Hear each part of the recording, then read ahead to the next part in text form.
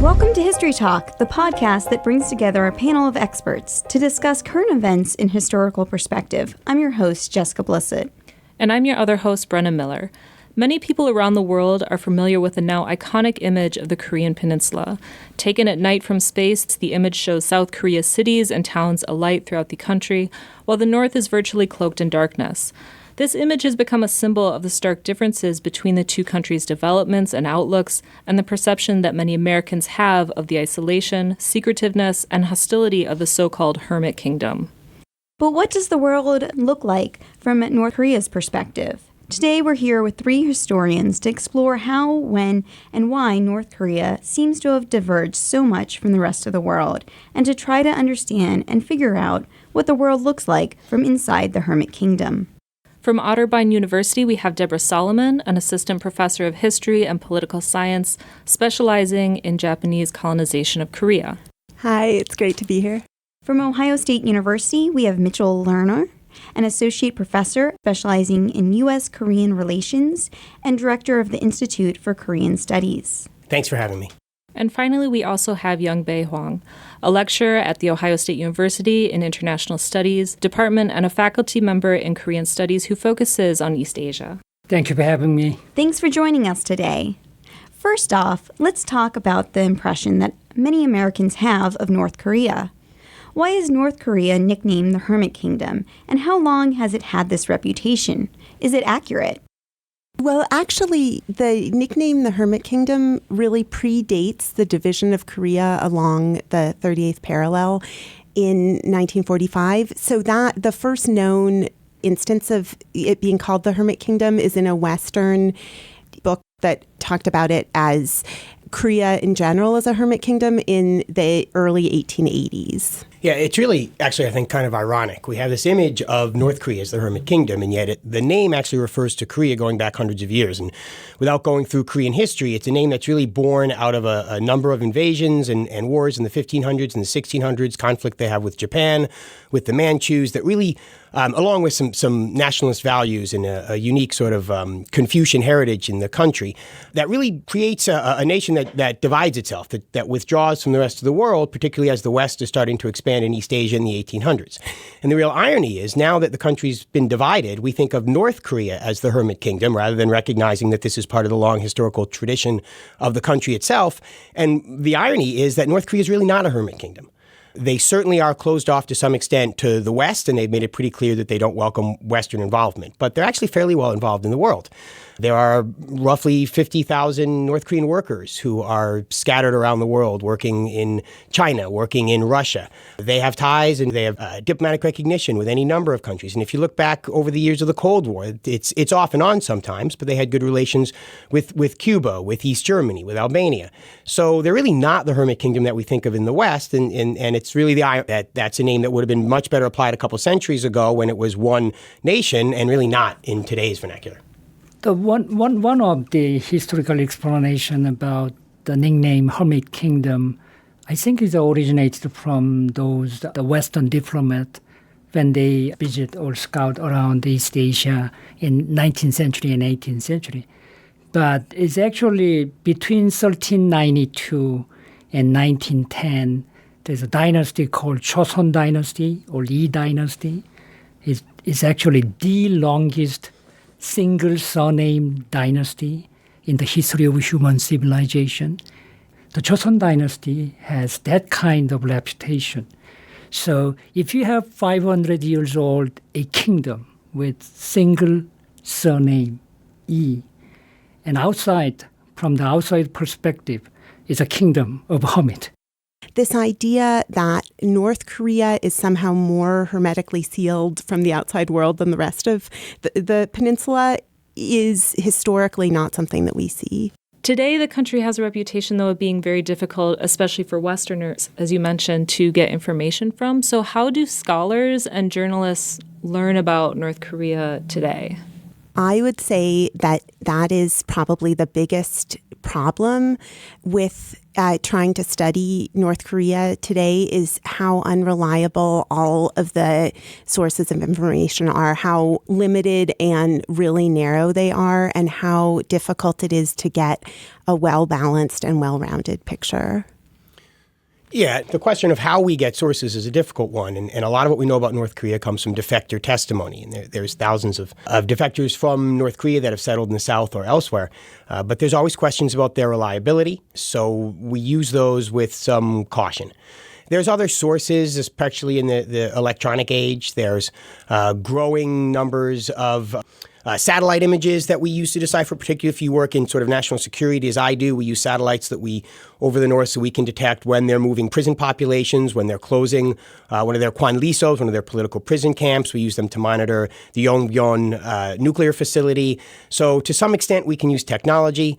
But by and large, as Deborah says, it really is, it's like a black hole, and there's just not a lot out there. Now, one thing that we have had access to over the last decade or so, with the fall of the Soviet Union, we've started to get access to North Korean government records through the communist bloc states. Now, we can't get access, obviously, into the file cabinets of North Korea, if there even are file cabinets in North Korea. But there were times when the North Korean ambassador in Moscow or in Beijing or wherever it happened to be was sending information. And as we've normalized relations with the communist bloc states, we've gotten access to a lot of these materials. Now, this only takes us really through the 1980s.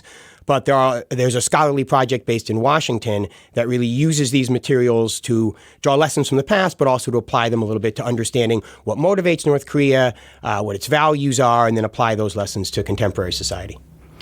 Yeah, there is no question. I mean, the gathering information from North Korea is extremely difficult, as Mitch just told about those North Korean defectors.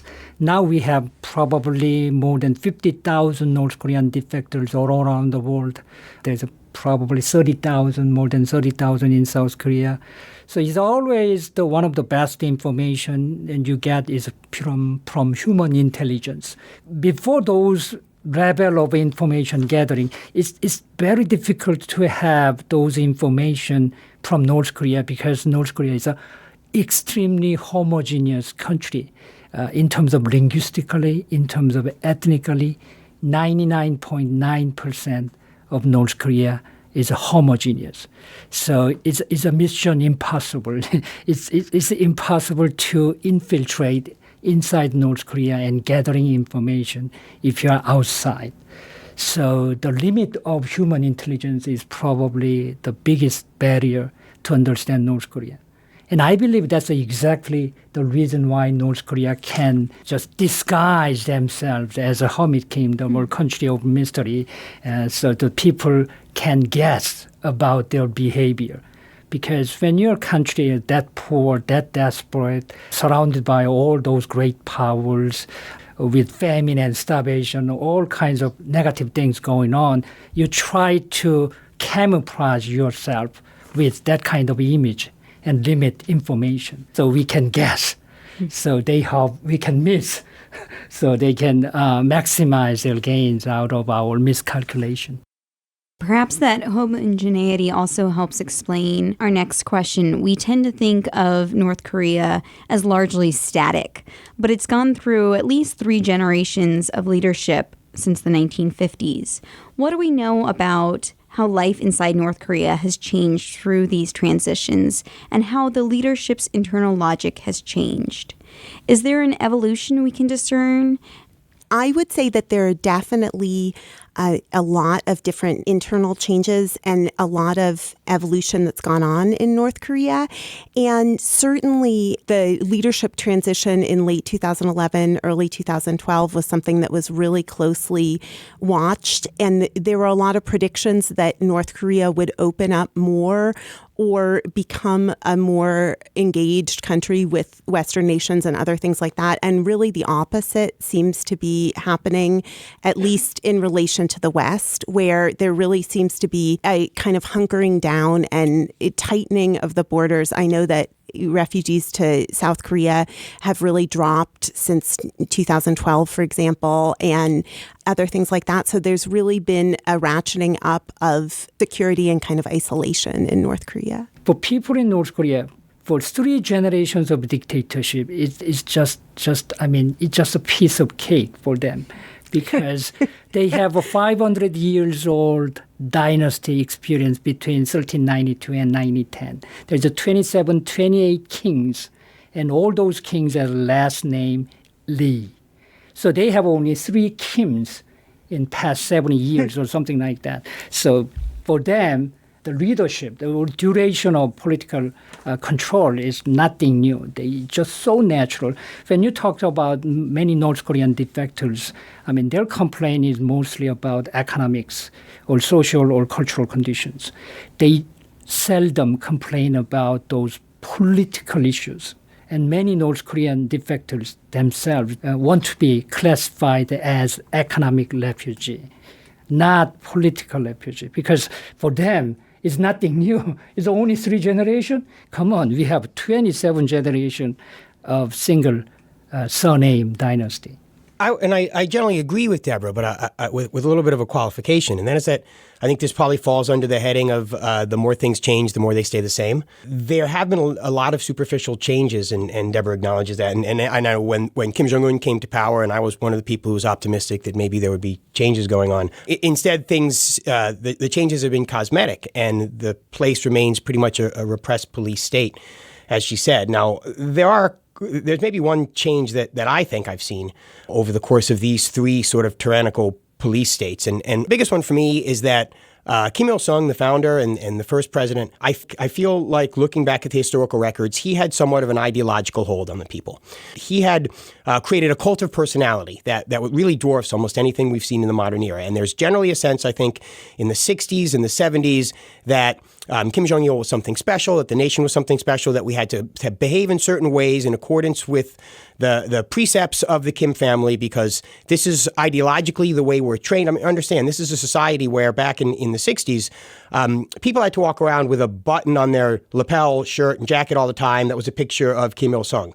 When kids are raised in schools, most of what they're taught is Kim Il-sung. Even in nurseries as a young child, you're taken from your family 5 days a week and you're fed with a huge picture of Kim Il-sung behind you. So you associate the Kim family with taking care of you. So I think that generation of the 60s and the 70s grew up, at least to some extent, thinking that this is the way it is for Korea, and that's good. The Kim family is wonderful and magnanimous. We have it better than most of the rest of the world, and there wasn't the same sort of information flowing in that there is today. Now I think it's a little bit more of just a blatant police state. The new Kim rules much more through overt fear and repression, and in some cases sort of buying over the loyalty of the elites in Pyongyang. But there's much less, I think, of genuine buy-in now than there was 50 years ago. Right. And again, the question of how you measure genuine buy-in, I think it's a fascinating one. And it's really, really difficult to figure out if the only people that you have to talk about these things, if your only sources of human information are either North Korean state media or refugees from North Korea who have clearly made the decision for whatever reason to flee.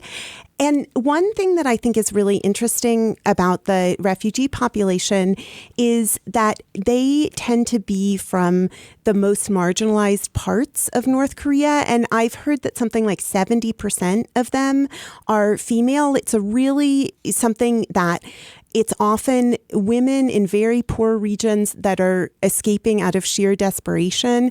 And so they are, by their position in North Korea, the farthest away from the centers of political power.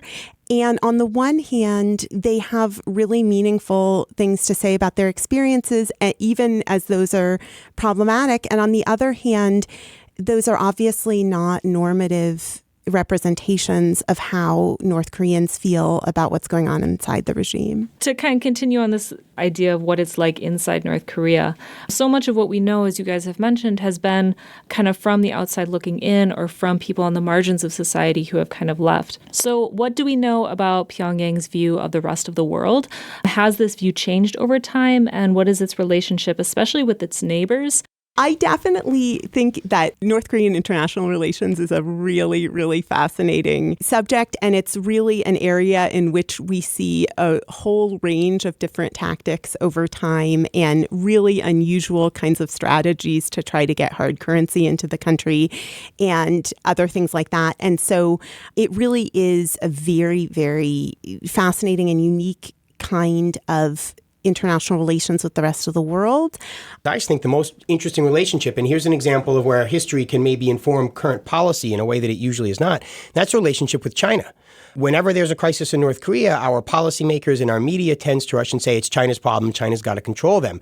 And there's this image of China as being sort of the puppet master and North Korea is dependent on them and China can control them. And I don't think history supports that image. If you look at, and I mentioned these new materials that we have gotten from inside the communist bloc relatively recently, and you see the inherent tensions between North Korea and China. And this goes all the way back even to the Korean War, when China really saves North Korea, and yet there's pretty clear underlying tension between the Kim leadership and the Chinese leadership. And there are military tensions, there's diplomatic tensions, and it continues over the course of the next generations. In the late 60s, there's a series of border wars, border conflicts fought between China and North Korea. Things were so bad that at one point in the Cultural Revolution, a group of Chinese ethnic Red Guard kill a number of ethnic North Koreans living on the border. Then they put their body in a train and they seal it and they spray paint across it with graffiti, "You're next, you little revisionists," and they send the train back into South Korea. So this is not really a historically positive relationship. So even today, we saw when the WikiLeaks documents came out, there's tension, there's rivalry. Sometimes I feel like China is just as frustrated with North Korea as the United States is. So the relationship there, I think, is one that is dramatically oversimplified. As for sort of the larger picture, I guess I feel like North Korea is really the ultimate example of realpolitik. They have been advancing their own self-interest when they're a relatively weak and unstable country by exploiting rivalries and threatening their neighbors, and all in all, with absolutely no loyalty to anyone, no true relationship with anyone. They have played a weak hand brilliantly and have used foreign policy as a mechanism to keep the nation stable and keep the Kim family in power. I think it's probably better to look at North Koreans' perspective toward the world. I mean, North Koreans is something like they are wearing sunglasses.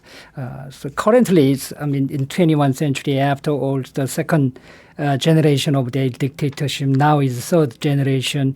They are wearing lens of transition. So it's something like, when you're inside the dark interior of the house, you can have very clear lens. So the North Korean regime clearly understands what's going on inside North Korea. But when you're wearing the transitional lens and outside with under the bright sun, they need those shield so they can look at from their perspective to the world. And if you look at the North Koreans as a communist regime, they may have reddish lens to look at the world. If they want to have some kind of opening of the market because they are so poor and desperate and they have no other chance to revitalize or rebuild their economy, they have to look at the different color of the lens. But it all depends on North Korean regime's leadership's perspective. If leadership see those clear picture inside the building, they can do. But they definitely keep their transitional lens to the outside. So we cannot actually see what's going on inside because the dark shade of their glasses keeping to look into what's going on in North Korea because that sunglasses block the movements of their eyes. So we keep guessing. When they try to maximize our guessing, they are winning always because North Korea is so unpredictable. It's difficult to develop our strategy while North Koreans just relax and developing their strategy and enjoy the sunlight, bright sunlight. Yeah, I think Youngbae hits on an important point there, and that's the fact that I think the North Korean leadership really subordinates its foreign policy to its domestic policy. In order to maintain power and stability, at least for the elites in Pyongyang, they will do anything. And it's the nature of the what we think of as their unpredictability. It's why sometimes they have close relationships with China and other times they're blasting China. It's why they have in the Cold War, they had the same relationship with the Soviet Union. It's why sometimes there's outreach efforts to the South or to other nations. And it's really all designed to, above all else, stabilize a regime that is clearly pretty despotic and really has no legitimate claim to power. And so this notion of sort of rallying the people behind the leadership, and whether that means to fight off a foreign threat or because the leadership deserves it because they are better than some other regime or whatever it happens to be, it's foreign policy in the service of maintaining the leadership that currently exists. Right. And so I think if you look at some of the forces that are at work in North Korea, I think that there's definitely within the regime, they really thrive on isolation. It's the way that they've been able to maintain the level of control that they've maintained. But they also are really targeting a very specific part of the population because they really need the elite support in order for their regime to continue. And it's really only under this current mode of leadership that those elites could imagine retaining the high-ranking position in government that they have. Whereas if there was any kind of significant regime change, those elites know that they would really lose access to power and things like that. So there's both this attempt to really limit and distort information that's coming in from the outside, but also a very targeted and uneven use of the internal population in order to gain support from the most critical people within North Korea. Most of the information that we have outside is then coming from people who are leaving and defecting, these kind of more marginal groups. And if then most of this foreign policy is in the service of these kinds of elite groups, then what do we know about how life might be different for different strata of people in society? Do we have any information about that? I think we definitely have significantly less than we do almost anywhere else that I know of. I mean, I often think I'm watching what's happening in Cuba right now, for example, and I'm sort of thinking about how a previously isolated regime is going to transition into life after Fidel Castro's death. But I also can't even begin to compare the level of connections that Cuba had with the outside world even under Castro with the kind of isolation that's gone on in North Korea. There certainly are sources of information, but I think that comparatively they are really, really limited, especially in relation to what we know about China, what we know about South Korea, what we know about Japan. It's just night and day. And while that's true, I think we can generalize a little bit, particularly with regard to that question of class strata. The Kim family has always, and certainly the current Kim, they have maintained power because they have a close relationship with political and military elites in Pyongyang. There's maybe a growing sort of middle class in an economic sense. It's very small. And by and large, outside of Pyongyang in particular, things are dramatically worse in terms of economic situations, political influence. So there's a dramatic divide inside the country, maybe more striking, I think, than you'll find in almost any other place, where there's a powerful elite based in the capital city, and then everybody else is struggles to a much greater degree.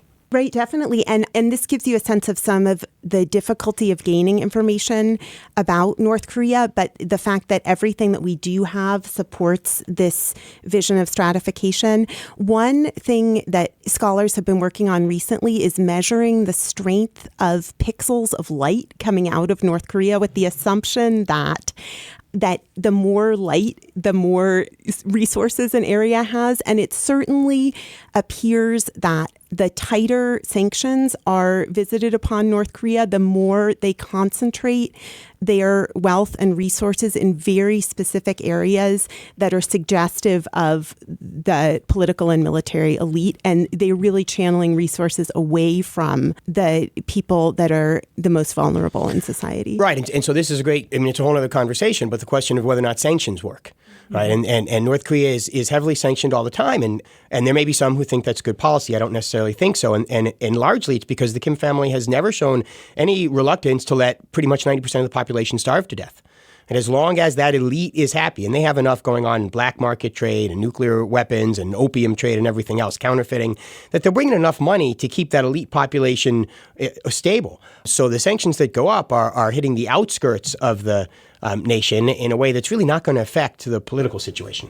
Yes, and generally in terms of historical sanctions, you see comparative effectiveness economic sanctions, especially against the totalitarian regime. The North Korea is probably the most organized dictatorship in the world. And when you have that kind of high level of totalitarian control, economic sanctions usually backfire. When you have economic sanctions, it actually help those top leadership and marginalize most of the people. So it's actually, if you have a sanction against relatively more democratic regime, you can mobilize more mass public opinion against their government, so you can expect the better outcome from the sanction. But if you have a sanctions is a heavily controlled totalitarian regime against North Korea, is always benefit the leadership. Mitch mentioned about 20 years ago, the North Korea has a great famine, and some estimate that they lost about 300,000 people because of famine and starvation and malnutrition. The outcome? Well, they have a successful power transfer from Father Kim Jong-il to current leader Kim Jong-un, virtually no opposition. People really support those transfer of power after massive Western sanctions. So sanctions always works for the leadership, especially against the totalitarian regime. Right, and I think that this fuels this idea of the more isolated North Korea can remain, the more effectively they can really control the population. So does that help explain a seeming stasis in the economic situation in North Korea, whereas most other communist countries, their economies have evolved dramatically over the years? Well, certainly one mode that we've seen with communist countries, definitely with China and with Vietnam, is real move towards capitalist economic policies by the government, a really conscious move in that direction. And we haven't seen anything like that in North Korea, but there's a lot of evidence that markets and things like that are beginning to grow in North Korea more than they had been before. And there are more kind of imported goods from China, for example. I had a professor that brought back pictures from China relatively recently that had images of like knockoff Disney backpacks, on the backs of school kids on their way to school. And he also had some images of pawn shops in Pyongyang, which is really new and stuff like that. So I think that there are certainly cracks, but there really isn't this kind of governmental move towards capitalizing the economy. Deborah's absolutely right. In terms of official policy and overt policy, the DPRK government, the Kim government, is still avowedly anti-free market, anti-capitalist. So in 1994, as Youngbae said, there was this huge economic famine, and that undermined the national distribution system. That was the lifeline for North Korean people. The government sent them essentially food and supplies every month. Well, that broke down in 1994 in the wake of this horrible economic catastrophe. And what started to grow since then, and what has really taken off over the last, 5-8 years, has been these private markets. They call them the Jangmadang. And I think it's slowly really creating a sense of market consciousness within the society. And there's all sorts of anecdotal evidence. There's these, as you said, there's these pawn shops. There used to be these tiny little like outdoor markets in villages where people would kind of secretly sell goods.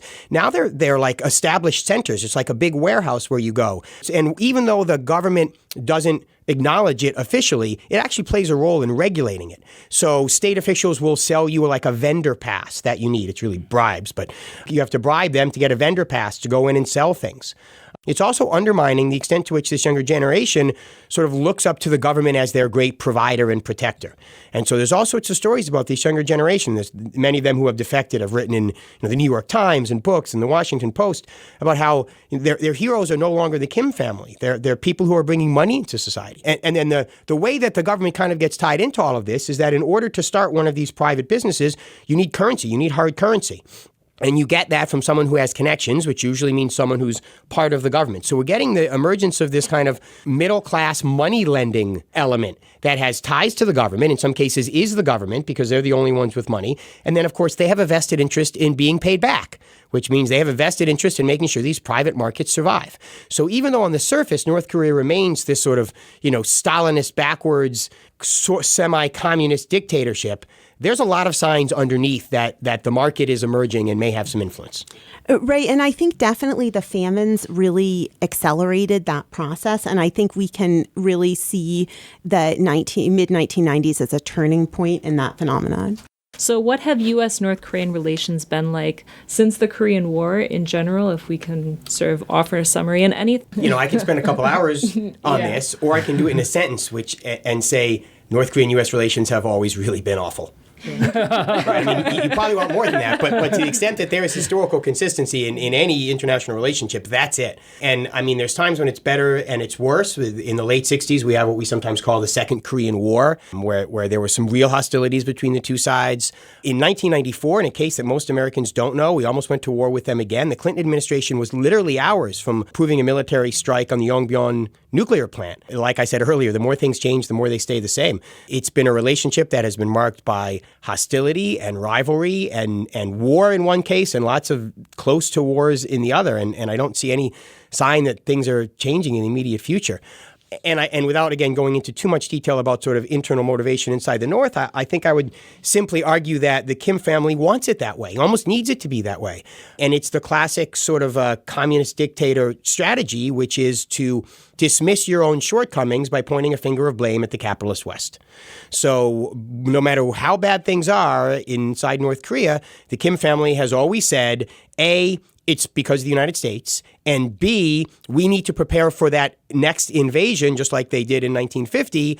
So, I'm sorry that we don't have consumer goods, and I'm sorry that your son has to go fight in the army, but we are always preparing for the next war with the United States. So it serves a utilitarian function for them, and so it means that to some extent, I think almost no matter what the United States does, until there is significant change inside North Korea, there's not really anything that's going to affect that relationship in a positive direction.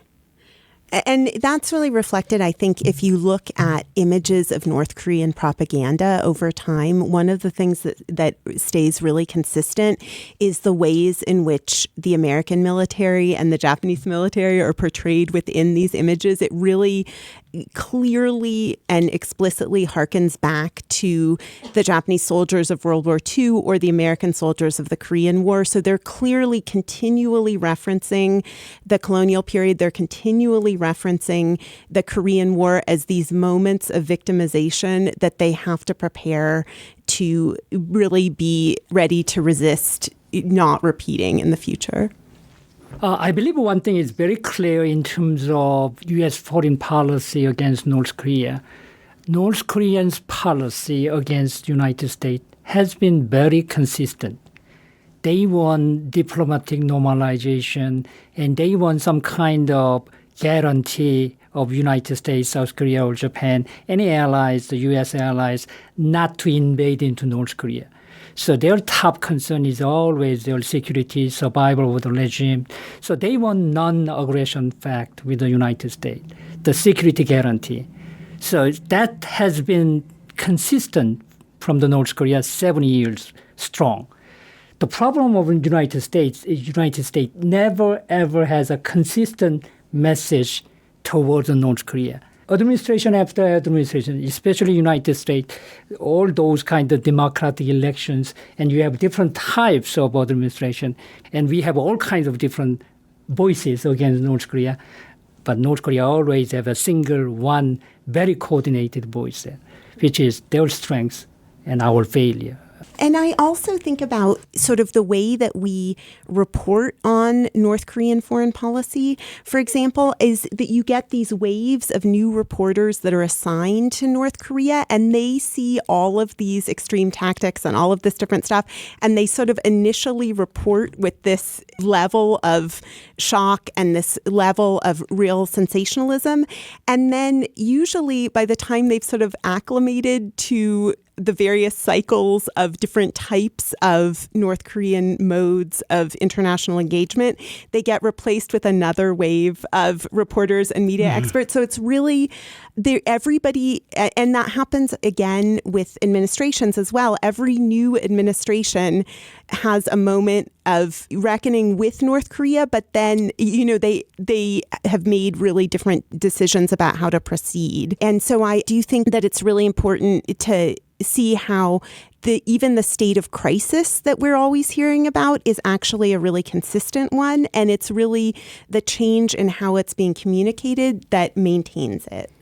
So it looks like erratic behavior is actually, from their perspective, it's erratic behavior on our part. This is really speculatory, but I don't know if North Korea would argue that the U.S.'s behavior is erratic.